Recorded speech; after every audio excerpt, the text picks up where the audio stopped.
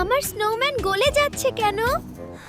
এটা সূর্যের তাপের কারণে গলে যাচ্ছে মোমো। বরফ তাপ পেলে গলে যায়। সূর্যের তাপে কি পৃথিবীর সব বরফ গলে যাবে? তুমি কি জানতে চাও পৃথিবীর সব বরফ গলে গেলে কি হতো? চলো বুঝিয়ে বলি। এই মুহূর্তে পৃথিবীর প্রায় 10% স্থলভাগ বরফে ঢাকা। এর মধ্যে রয়েছে হিমবাহ, আইস ক্যাপ আর গ্রিনল্যান্ড ও অ্যান্টার্কটিকার বিশাল বরফের স্তর। স্বাভাবিক অবস্থায় এই বরফ গলতে শত শত এমনকি হাজার হাজার বছর সময় লাগে। এখন কল্পনা করো, তুমি দরজা খুলে দেখছো পুরো শহর পানিতে ডুবে গেছে, চারদিকে শুধু বন্যার পানি।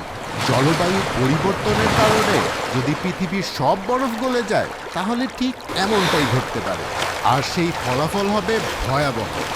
সবচেয়ে আগে যেটা চোখে পড়বে তা হলো সমুদ্রের পানির উচ্চতা হঠাৎ অনেক বেড়ে যাওয়া।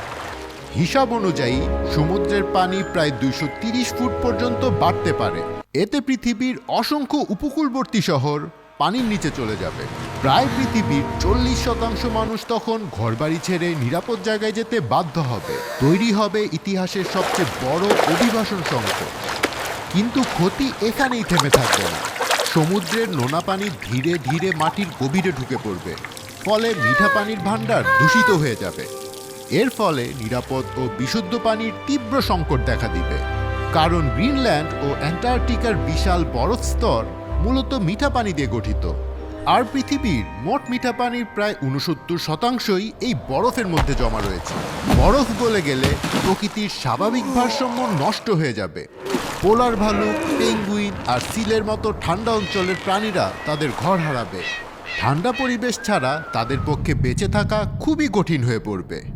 একই সময়ে অনেক মিঠা পানি হঠাৎ করে সমুদ্রে মিশে গেলে সমুদ্রের পানি গরম হয়ে যাবে এবং নোনা ভাবও বদলে যাবে।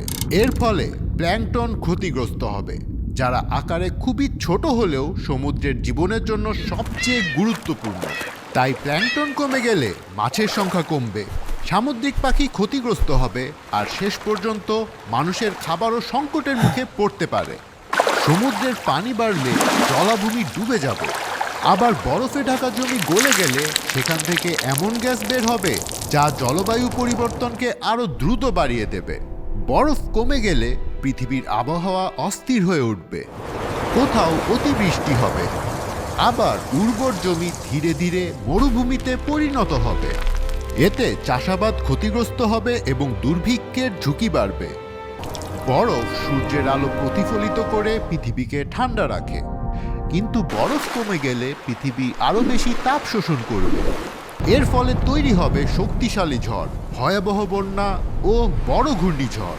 সমুদ্রের পানি বেড়ে গেলে উপকূলীয় এলাকা আরও ঝুঁকিপূর্ণ হবে, এমনকি ছোট ভূমিকম্পও তখন বড় সুনামির কারণ হতে পারে। তবে ভালো খবর হলো এই ভয়ঙ্কর পরিস্থিতি এখনই ঘটছে না, কিন্তু যদি জীবাশ্ম জ্বালানির ব্যবহার নিয়ন্ত্রণ না করা হয় তাহলে পৃথিবীর তাপমাত্রা বাড়তেই থাকবে।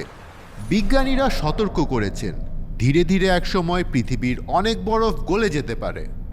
বরফকে প্রাণহীন মনে হলেও এটি পৃথিবীর জন্য অত্যন্ত গুরুত্বপূর্ণ।